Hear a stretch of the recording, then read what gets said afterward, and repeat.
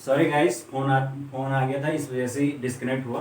तो आप कंटिन्यू करते हैं, ठीक है। तो जो मैं बात कर रहा था कि ब्रोस्टेंट एंड लॉरी थ्योरी, ठीक है। तो ये जो थ्योरी है ब्रोस्टेंट एंड लॉरी की, इस थ्योरी को दिया है ब्रोस्टेंट एंड लॉरी ने, और उन्होंने इसको बताया है किसके बेसिस पे कि जो प्रोटॉन को डोनेट कर सकते हैं वो H पॉजिटिव आयन यानी प्रोटॉन को डोनेट कर सकते हैं, वो क्या कहलाएंगे आपके ब्रोस्टेंट लोरी थ्योरी के अनुसार एसिड कहलाएंगे। जैसे यहाँ पे इसने 2H पॉजिटिव आयंस को निकाला तो ये ज्यादा एसिडिक होगा इसके मुकाबले, ठीक है ना। तो ये है आपका ब्रोस्टेंट एंड लोरी थ्योरी। ओके, चलिए आगे चलते हैं।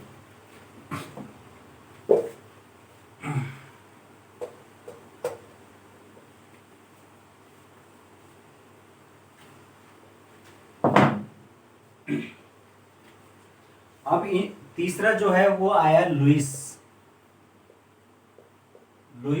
थ्योरी, लुइस का सिद्धांत या लुइस थ्योरी। तो जो लुइस है उन्होंने जो अपनी थ्योरी के अंतर्गत बताया, तो अब सभी जो एसिड हैं वो ऐसे नहीं है कि उसमें H पॉजिटिव आयंस हो ही हो, लेकिन उसके बावजूद भी वो एसिड होते हैं। जैसे कि SO3 सल्फर ट्राइऑक्साइड, इसमें कहीं से H पॉजिटिव आयंस का नहीं है देने का, लेकिन इसके बावजूद भी एसिडिक है। तो इसका क्या कारण है? तो जिसके लिए लुइस ने अपने सिद्धांत में बताया कि ऐसे पदार्थ जो क्या कर सकते हैं, electron lone pair of electron को एक्सेप्ट कर सकते हैं या ग्रहण कर सकते हैं। समझ गए? लोन पेयर ऑफ इलेक्ट्रॉन यानी कि एक जोड़ी इलेक्ट्रॉन, यानी दो इलेक्ट्रॉन, एक जोड़ी इलेक्ट्रॉन्स को जो पदार्थ ग्रहण कर सकते हैं, एक्सेप्ट कर सकते हैं, वो क्या कहलाएंगे? लुइस सिद्धांत के अनुसार एसिड कहलाएंगे या अम्ल कहलाएंगे। और उसी के सिद्धांत के अनुसार जो SO3 है वो क्या है? एक एसिड है या अम्ल है, ठीक है। तो इस तरीके से लुइस ने इसको इलेक्ट्रॉनिक थ्योरी के आधार पर कहा, इसीलिए इसको लुइस का इलेक्ट्रॉनिक सिद्धांत कहा जाता है। ओके, तो ये है लुइस का इलेक्ट्रॉनिक सिद्धांत। चलिए, इसमें इतना ही काफी है, बाकी इसमें इतना डिटेल में आपको जानने की जरूरत नहीं है। अब हम इसके उपयोग देख लेते हैं कुछ की इंपॉर्टेंट जो अम्ल है उनके क्या यूजेस हैं। अम्लों के उपयोग,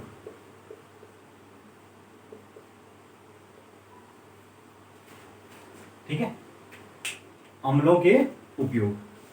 तो भाई यूज ऑफ एसिड्स हम देख रहे हैं, तो इसमें देख लेते हैं सबसे पहले H2SO4 है ना, इसको मैं यहां से देख लेता हूं H2SO4। तो जो H2SO4 है उसका जो प्रयोग है वो सबसे ज्यादा किया जाता है आपका प्रयोगशाला में या लैब में। उसके अलावा ये विस्फोटक बनाने में यूज होता है, यानी कि एक्सप्लोसिव,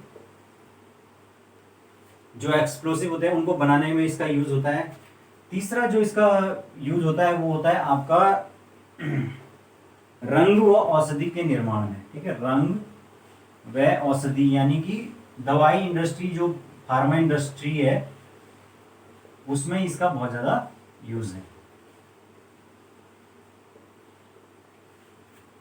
ओके, सेकंड, अब हम बात करेंगे दूसरे वाले एसिड की जिसका नाम है HNO3, जिसको हम कहते हैं नाइट्रिक एसिड, ठीक है ना। ये जो H2SO4 है इसको क्या कहते हैं? Sulphuric acid. ये है नाइट्रिक एसिड। इसका जो प्रयोग है, इसका लैब में तो प्रयोग है ही है, इसके अलावा इसका जो इंपॉर्टेंट प्रयोग है वो है विस्फोटक बनाने में, या इसमें भी एक्सप्लोसिव बनाने में इसका यूज है। उसके अलावा उर्वरक, जिसको हम फर्टिलाइजर कहते हैं, फर्टिलाइजर बनाने में इसका उपयोग है। उसके अलावा जो है इसका उपयोग है आपका फोटोग्राफी। अब तो नहीं होता, लेकिन पुराने जमाने में जो फोटोग्राफी की रील होती थी उसको धुलने के लिए जो एसिड यूज होता था वो ये एसिड यूज होता था, ठीक है। नेक्स्ट चलते हैं। नेक्स्ट तीसरा एसिड है वो है इंपॉर्टेंट HCl। तो HCl तो सबसे ज्यादा क्या होता है? लेबोरेटरी यानी लैब में सबसे ज्यादा यूज होता है HCl, ठीक है। उसके अलावा जो है वो आपकी औषधि निर्माण दवाई कंपनी में, ठीक है। उसके बाद जो कलर इंडस्ट्री है, रंग इंडस्ट्री, उसमें इसका बहुत ज़्यादा यूज होता है। उसके बाद जो होता है कपड़ा इंडस्ट्री, उसमें इसका बहुत ज़्यादा यूज होता है, ठीक है। तो ये इसके इंपॉर्टेंट यूजेस हैं। नेक्स्ट देख लेते हैं CH3COOH, यानी कि जिसको हम कहते हैं एसिटिक एसिड। तो एसिडिक जो एसिड है इसका प्रयोग होता है सिरका बनाने में, सिरका या जो विनेगर होता है उसमें इसका यूज होता है। दूसरा इसका इंपॉर्टेंट यूज है एसीटोन। एसीटोन आपने यूज किया होगा, जो नेल पेंट रिमूवर होता है वो क्या होता है, एसीटोन होता है। इसी तरीके के जो द्रव होते हैं जो कि साफ सफाई में यूज होते हैं उसको एसीटोन कहते हैं। तो उसको बनाने में इसका यूज किया जाता है एसिटिक एसिड का। या इसका उपयोग जो है वो आपके उर्वरकों में या इसमें विलायक, ठीक है, इंपॉर्टेंट विलायक के रूप में भी इसका यूज किया जाता है। यानी कि कुछ इंपॉर्टेंट जो सॉल्वेंट्स है उसके रूप में इसका यूज किया जाता है। तो ये कुछ इंपॉर्टेंट आपके एसिड हैं जिनका यूज मैंने यहाँ पे आपको बता दिया है, ठीक है। तो आगे चलते हैं।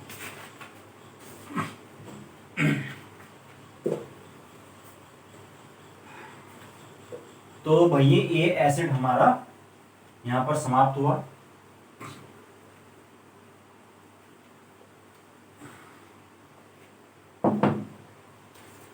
अब हम बात करेंगे क्षार या बेसिस, इसी को भस्म भी कहते हैं, ठीक है। तो क्षार जो होते हैं वो कैसे होते हैं, ऐसे पदार्थ होते हैं जो कि प्रकृति में कैसे होते हैं, नेचर में कड़वे होते हैं, कड़वे, ठीक है। और ये छूने पर साबुन की तरह क्या लगते हैं, सॉफ्ट, यानी कि साबुन की तरह मुलायम।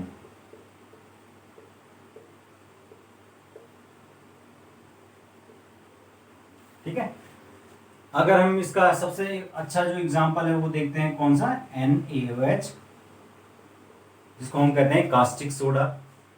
या जो हमारे खाने में यूज होता है वो कौन सा सोडा होता है, खाने का सोडा, या जिसको बेकिंग सोडा कहते हैं, उसका सूत्र क्या होता है, NaHCO3, बेकिंग सोडा,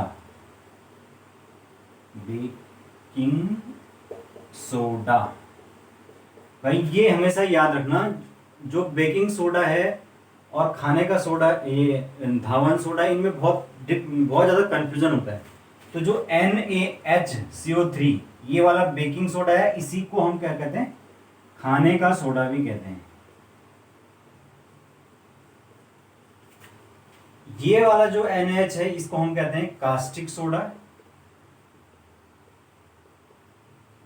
और इसके अलावा एक तीसरे प्रकार का सोडा होता है जिसको हम क्या कहते हैं, धावन सोडा या धोने का, Na2CO3, यानी सोडियम कार्बोनेट। तो ये क्या है, धोने का सोडा या धावन सोडा, ठीक है। तो ये तीनों चीजें आपने याद रखनी है। और ये तीनों के तीनों क्या हैं, बेस हैं, स्वाद में कैसे होते हैं, कड़वे होते हैं, ठीक है। तो ये है आपका क्षार। अब हम क्षार की कुछ विशेषताएं देख लेते हैं।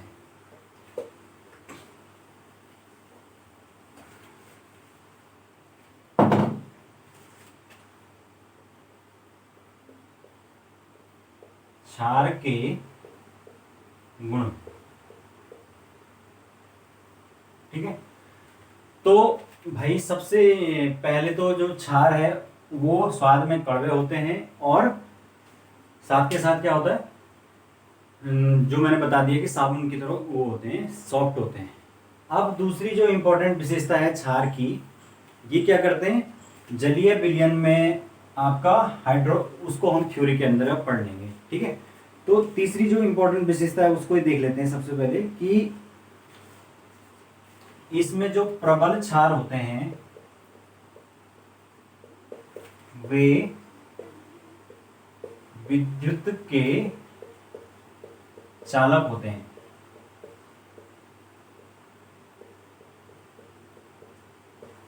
ठीक है। प्रबल जो क्षार होंगे वो विद्युत के चालक होंगे, लेकिन जो दुर्बल क्षार होंगे वो विद्युत के चालक नहीं होंगे। जैसे प्रबल क्षार कौन से है, NaOH, सोडियम हाइड्रोक्साइड। तो प्रबल क्षार विद्युत के चालक होते हैं। दूसरा जो क्षार होता है, इसकी विशेषता होती है, ये भी क्या करेंगे, अगेन वही जो मैंने फॉर्मूले में बताया था, उदासीनीकरण अभिक्रिया। उदासीनीकरण अभिक्रिया है ना, पेन भी खत्म हो गया। उदासीनीकरण अभिक्रिया, इसका मतलब कि जो क्षार है वो जब अम्ल से रिएक्शन करेंगे तो क्या देंगे, लवण प्लस जल देंगे। तो ठीक है, ये हमने रिएक्शन पहले ही देख ली है, तो ये आपको देखने की जरूरत नहीं है। तीसरी जो इनकी विशेषता है क्षार की, वो है, हाँ, ये तेल व गंधक, यानी कि जिसको सल्फर कहते हैं, को अवशोषित कर लेते हैं, अवशोषित कर लेते हैं। तो इससे क्या फायदा होता है, इससे इनका जो प्रयोग होता है वो साबुन या डिटर्जेंट बनाने के लिए होता है। क्यों? क्योंकि भाई जो तेल हो गया और ये सल्फर, इस टाइप की जो गंदगी है वो कपड़ों में जो चिपकी हुई रहती है, वो सामान्य साबुन से नहीं निकाली जा सकती। उसके लिए हमको ये जो बेस वाले जो साबुन है उनको यूज करना पड़ेगा, और इसकी मदद से ये जो है उसको खींच लेते हैं और कपड़ा साफ हो जाता है। ठीक है, तो इनका यूज इसीलिए साबुन को बनाने में किया जाता है। समझ गए? अब इसका कुछ इंपॉर्टेंट जो क्षार हैं उसके हम एक दो सोर्स भी देख लेते हैं, क्या क्या होते हैं।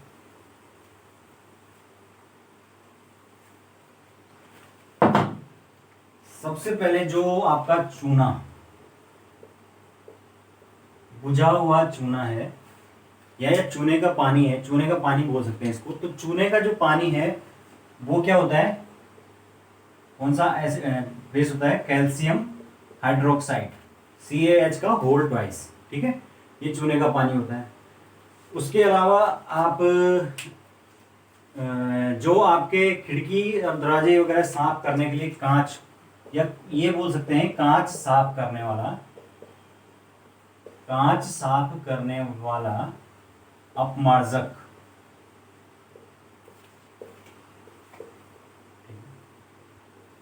समझ गए? कांच साफ करने वाला अपमार्जक ये है आपका अमोनियम हाइड्रोक्साइड, NH4OH। ठीक है, अमोनियम हाइड्रोक्साइड, ये कांच साफ करने वाला अपमार्जक जो हम कॉलिंग वगैरह यूज करते हैं, वो चीज़ है। उसके अलावा इसमें एक और इम्पोर्टेंट चीज़ है, वो है साबुन। सबसे इम्पोर्टेंट तो मेरे ख्याल से यही है कि साबुन में क्या क्या होता है।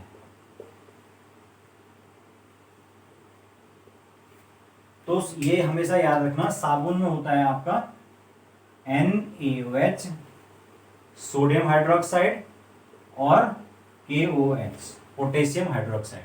तो ये दो चीजें हैं, ये साबुन का इंपॉर्टेंट अंग है, सोडियम हाइड्रोक्साइड और पोटेशियम हाइड्रोक्साइड। तो ये इंपॉर्टेंट कुछ क्या है, एसिड हैं आपके, calcium hydroxide, ammonium hydroxide, sodium hydroxide, potassium hydroxide. उसके अलावा एक ये भी होता है MgOH का होल ट्वाइस, मैग्नीशियम हाइड्रोक्साइड। इसको हम कहते हैं मिल्क ऑफ मैग्नीशिया। तो ये याद रखना आप, ये कई बार पूछ लिया जाता है कि मिल्क ऑफ मैग्नीशिया का सूत्र क्या होता है। मिल्क ऑफ मैग्नीशिया, ठीक है। तो जो मिल्क ऑफ मैग्नीशिया है वो है MgOH का होल ट्वाइस। ठीक है, तो ठीक है, चलते हैं आगे।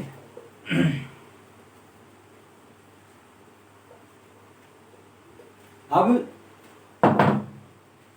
भाई, अब हम इसमें भी कुछ अवधारणाएं बात करेंगे कि सबसे पहले तो हम बात करेंगे कि आर्हीनियस ने क्या बोला।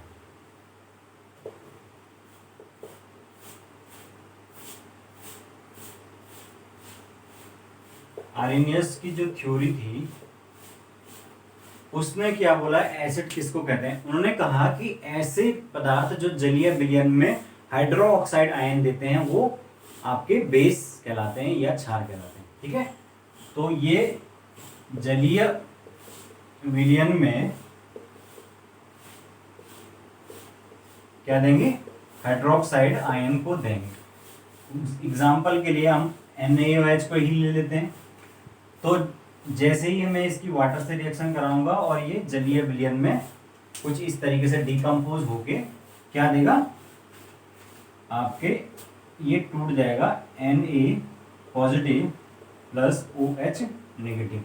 तो ये क्या है, हाइड्रोक्साइड आयन को दे रहा है ना। ऐसे ही आपका KOH लगा लीजिए, पोटेशियम हाइड्रोक्साइड जलीय विलयन में क्या देगा, K positive plus OH negative. यानी कि हाइड्रोक्साइड जो आयंस है वो ये जलीय विलयन में रिलीज कर रहा है। तो ये आपके आर्हेनियस थ्योरी के अनुसार एक क्षार कहलाएगा। ठीक है, तो ये है आपके आर्हेनियस थ्योरी। फिर आगे इसके बाद आए आपके ब्रोंस्टेड लोरी। मैं जो पहले भी बता चुका हूं कि ब्रोंस्टेड लोरी थ्योरी। तो उन्होंने क्या बोला, उन्होंने कहा कि क्षार वह है, उन्होंने यहाँ पे अगेन कॉन्सेप्ट को प्रोटॉन के आधार पर लिया। एसिड के लिए क्या बोला था कि ऐसे पदार्थ जो कि इलेक्ट्रॉन्स को डोनेट या प्रोटॉन को डोनेट कर सकते हैं। इन्होंने इसको चेंज कर दिया है, ऐसे पदार्थ जो प्रोटॉन को ग्रहण कर सकते हैं,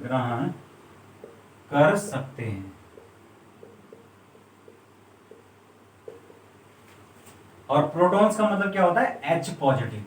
ठीक है ना। अब मैं जैसे एग्जांपल के तौर पे अगर मैं लूं, यहां पर अगर मैं OH नेगेटिव आयन लेता हूं और इसमें प्लस H पॉजिटिव को जोड़ दूं, तो ये क्या बनाएगा, H2O।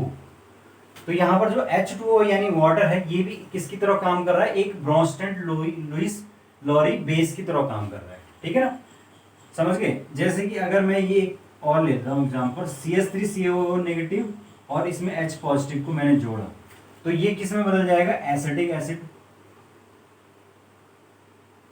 ठीक है, नहीं ये ऐसा नहीं होगा, गलत हो गया कुछ, एक मिनट रुकिए।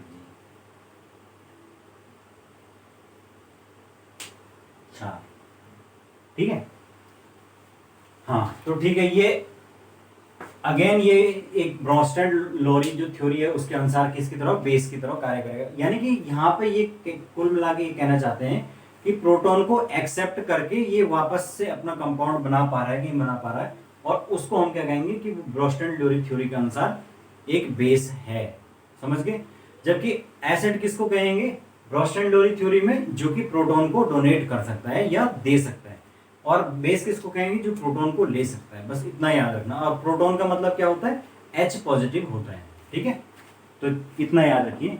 चलिए चलते हैं आगे।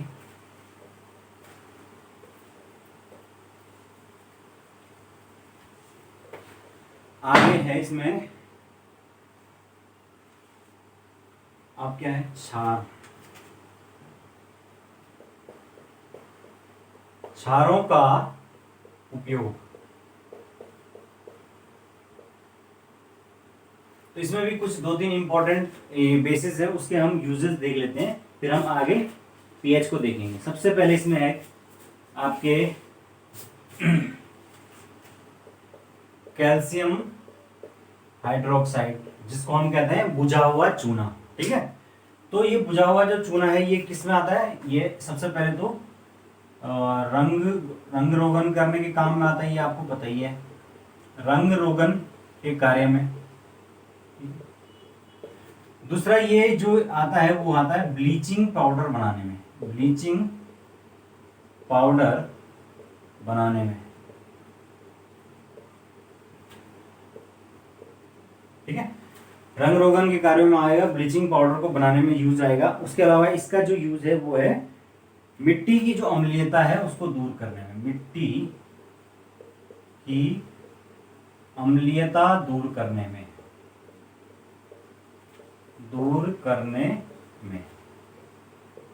आपने सुना होगा कई बार कि कई जगह आता है कि ये मिट्टी एसिडिक हो गई, तो उस मिट्टी की एसिडिटी है उसको दूर किया जाता है इस प्रकार के जो कैल्शियम हाइड्रोक्साइड वाले जो उर्वरक हैं या फर्टिलाइजर्स हैं उनका यूज करके। ठीक है, तो ये इसके कुछ इंपॉर्टेंट यूज हो गए। दूसरा इंपॉर्टेंट जो है वो है आपका NaOH। तो NaOH का तो सबसे इंपॉर्टेंट यूज आपका हो गया साबुनी बनाने में, सोप, आपका सोप बनाने में, ठीक है। दूसरा इंपॉर्टेंट जो यूज है उस इसका वो है पेट्रोलियम शुद्धिकरण, पेट्रोलियम शुद्धिकरण,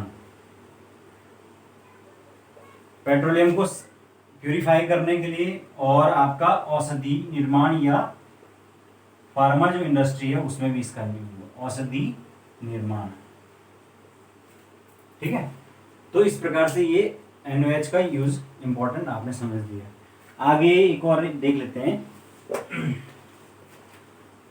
चलिए छोड़िए उसको, रहने दीजिए, क्योंकि जो KOH है वो उसी की बात कर रहा हूँ मैं, पोटेशियम हाइड्रोक्साइड की। तो आप जानते हैं पोटेशियम हाइड्रोक्साइड ऑल्सो क्या यूज होता है, ये KOH। तो ये भी आपका साबुन और डिटर्जेंट वगैरह बनाने में यूज होता है, ठीक है ना। उसके अलावा ये जो रंग रोगन के काम में यूज होता है। तीसरा जो यूज होता है इसका वो होता है आपका जो हार्ड वाटर है उसको सॉफ्ट बनाने के लिए। जो पानी होता है कई बार वो उसको हार्ड वाटर कहते हैं, क्योंकि उसमें बहुत ज़्यादा मिनरल्स होते हैं, उसको सॉफ्ट करने के लिए इसका यूज किया जाता है, ठीक है ना। तो ये आपके कुछ बेस हो गए इंपॉर्टेंट और उनका यूज हो गया। चलिए, तो ये आपने अभी तक अम्ल पढ़ लिए हमने, अम्ल के स्रोत, अवधारणाएं, क्षार, क्षार के स्रोत और उसकी अवधारणाएं। अब हम बात करेंगे लवण की, लवण या साल्ट। तो जो मैंने पहले भी बता दिया कि जो लवण है वो कैसे बनते हैं, अम्ल प्लस क्षार, इन दोनों की जो रिएक्शन है उसके द्वारा क्या बनते हैं, लवण प्लस जल बनता है, ठीक है। तो अम्ल जैसे कि अगर मैं एक ले लूं HCl, हाइड्रोक्लोरिक एसिड, क्षार ले लूं एक, सोडियम हाइड्रोक्साइड ही ले लेता हूं, तो ये क्या बन जाएगा, NaCl साधारण नमक और HCl, सॉरी H2O, यही हुआ, यानी कि नमक, लवण और वाटर बन गया। तो ये जो चीज बनी है इसी को हम क्या कहते हैं, साधारण नमक, ठीक है। तो इस प्रकार से इस रिएक्शन को हम क्या कहते हैं, उदासीनीकरण अभिक्रिया, उदासीनीकरण अभिक्रिया, ठीक है, न्यूट्रलाइजेशन रिएक्शन। तो ये आप समझ गए। चलो आगे चलते हैं। चलिए आगे, ये सब हमने बात कर ली, ये सब हो गया। अब इसमें एक लास्ट चीज रह गई, वो है pH। सब लोगों ने सुना है pH?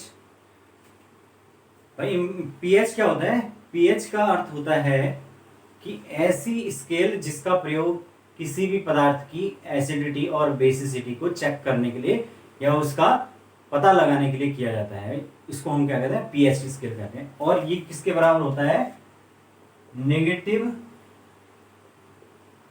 Log of H positive ions concentration. H positive ion की जो सांद्रता है उसके नेगेटिव लॉग के बराबर होता है। तो इसका फॉर्मूला इस तरीके से होता है, pH is equal to negative log of, और कंसंट्रेशन को बड़े ब्रैकेट में दिखाते हैं, H पॉजिटिव आयन, इस तरीके से। ये है आपका pH का formula, negative log of H positive ion concentration, यानी कि H पॉजिटिव आयंस कि कितनी कंसंट्रेशन किसी चीज में है उसी का हम क्या करते हैं, उसको चेक करने के लिए हम pH निकालते हैं। pH मतलब पावर ऑफ हाइड्रोनियम आयन, ठीक है ना, pH का मतलब ही वही। और खैर ये तो फॉर्मूला है, ये आपको इतना इंपॉर्टेंटली याद नहीं रखना, आपको याद रखना है क्या, स्केल, कि स्केल कहां तक यूज होता है। इसमें 0 से और 14 तक का एक स्केल यूज होता है, जिसमें क्या होता है, 7 पर उदासीन, यानी कि जो 7 है वो न्यूट्रल पॉइंट है। इससे जो नीचे का पॉइंट है यानी 0 से लेकर 7 तक, वो कहलाएगा आपका अम्ल, और इससे ऊपर 14 तक वो कहलाएगा क्षार। अर्थात ऐसे कोई भी पदार्थ जिनका जो पीएच है वो अगर 7 से नीचे होता है 0 तक तो वो एसिडिक या अम्लीय पदार्थ कहलाएगा, और ऐसे कोई भी पदार्थ जिनका पीएच 0 से 14 के बीच में होता है वो क्षारीय पदार्थ कहलाएंगे। ठीक है, तो ये है आपका पीएच। ठीक है, तो ये है इंपॉर्टेंट है, ये पीएच भी आपको याद रखना है। ठीक है, अब इसमें एक दो पीएच भी कई बार पूछ लेता है, मैं बता देता हूं आपको। सबसे पहले तो इसमें आपको पूछ लेता है रक्त। ठीक है, तो देख लेते हैं कितना है। जो मानव रक्त है उसका पीएच जो है वो है 7.3। ठीक है, इसके अलावा इंपॉर्टेंट है दूध 6.4 सॉरी, ये भी पूछा जाता है, और लार भी पूछा जाता है, ये है 6.5। ये तीन चीजें फिलहाल के लिए आप याद रख लीजिए। एक और मानव मूत्र यानी कि यूरिन, इसका भी याद रख लीजिए, 6.5 से 7.5 के बीच में वेरी करता है। तो ये 3-4 आपको याद रखने हैं, एक तो ब्लड का, दूसरा दूध का, तीसरा लार का और मानव मूत्र का, ये इंपॉर्टेंट है। ठीक है ना, तो अब इसके कुछ महत्व भी देख लेते हैं हम कि आखिर पीएच की क्या इंपॉर्टेंस है हमारी लाइफ में। ठीक है, तो पीएच का महत्व,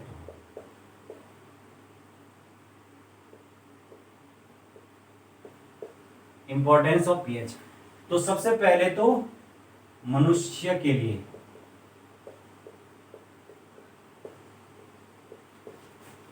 हमारे शरीर की जितनी भी क्रियाएं हैं वो सही रूप से संचालित हो, इसके लिए हमारे रक्त का जो पीएच है वो जितना 7.3 है इतना एग्जैक्ट होना जरूरी है। अगर पीएच में 1% की भी गड़बड़ी आती है तो क्या होगा, हमारे शरीर की जो सारी संक्रियाएं हैं वो बिगड़ जाएंगी, और हमें कहते हैं ना, आपने सुना होगा कि यूरिक एसिड बढ़ गया, तो उसका मतलब क्या होता है, शरीर में एसिडिटी बढ़ गई, और वो क्या करती है, जगह जगह आपके जोड़ों में जाके दर्द करती है, और गठिया और तमाम तरह के जो बीमारियां हैं वो पैदा होती हैं।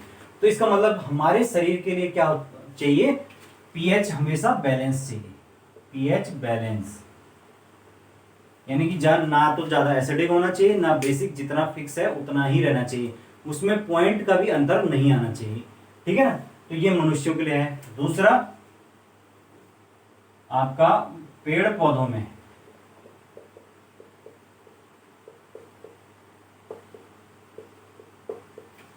पेड़ पौधों में आपको पता है कि कुछ जो पेड़ पौधे होते हैं उनकी जो है वो मिट्टी में उगते हैं, और मिट्टी का जो है वो एक क्या होना चाहिए, फिक्स एक तरह से एसिडिटी होनी चाहिए। अगर वो एक निश्चित जो एसिडिटी है उससे नीचे आता है तो उस स्थिति में वहां पर वो प्लांट ग्रो नहीं कर सकता है। तो इसीलिए जो है एसिडिटी ऑफ सॉइल एक बहुत बड़ा मुद्दा है, और उसको रोकने के लिए कई प्रयास किए जाते हैं। तो ये भी एक इम्पोर्टेंट है कि हमें क्या, पेड़ पौधों में जो मिट्टी की अम्लीयता है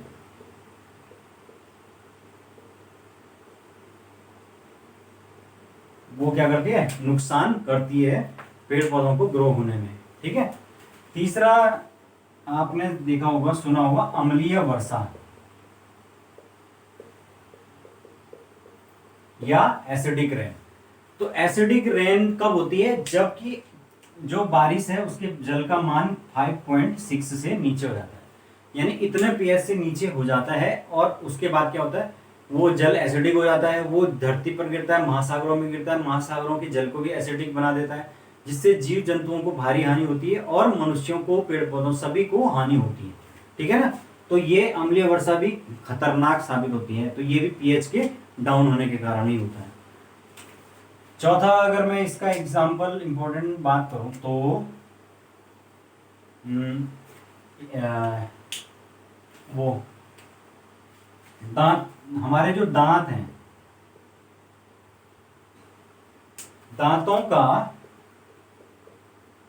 इनेमल, इनेमल मतलब ये सफेद वाला जो भाग है हमारा, ये जो भाग है ये किससे बना होता है, कैल्शियम फॉस्फेट से बना होता है, कैल्शियम फॉस्फेट से बना होता है। और इसका जो इसके इसके कारण ये काफी मजबूत होता है। हम जानते हैं, हम बहुत सारी चीजें खाते हैं ये, लेकिन ये सब चीज को झेल लेता है। लेकिन अगर इसका पीएच नीचे हो जाए 5.6 या इससे भी नीचे हो जाए, तो उस स्थिति में क्या होगा, जो ये इनेमल है ये खराब होने लग जाता है या डिके होने लग जाता है और हमारे दांत घिस जाते हैं और कुछ दिनों में टूटने लग जाते हैं।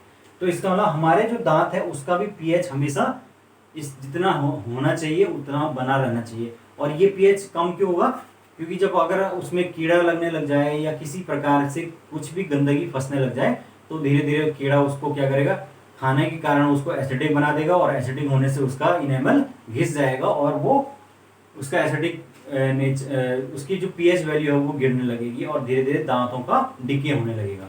तो उसको रोकने के लिए आपको पीएच को नियंत्रित करना जरूरी है। तो यहाँ पर भी आप देख सकते हैं कि पीएच की क्या है, एक इम्पॉर्टेंट वैल्यू है। तो इस तरीके से जो लाइफ है उसमें हर हमारे लाइफ के हर पहलू पर जो पीएच है वो होना, बैलेंस होना जरूरी है। चाहे मनुष्यों में है, पेड़ पौधों में है, जीवधारियों में है, मिट्टी का है ना। तो ये है आपका पीएच। तो चलिए भाई, इतना मेरे ख्याल से आज के लिए बहुत है। हमने बहुत सारी चीजें पढ़ ली आज। एक लास्ट चीज और रह गई, उसको भी देख ही लेते हैं। वो है बफर विलियन। ये भी पूछ लिया जाता है कई बार, बफर विलियन। तो बफर विलियन क्या होता है? बफर विलियन या बफर सॉल्यूशन ऐसा सॉल्यूशन होता है जिसमें अगर हम थोड़ी अमाउंट में अम्ल या क्षार मिला दें, मैं लिख देता हूं यहां पर, थोड़े मात्रा में अम्ल या क्षार मिलाने पर कोई परिवर्तन नहीं आता है।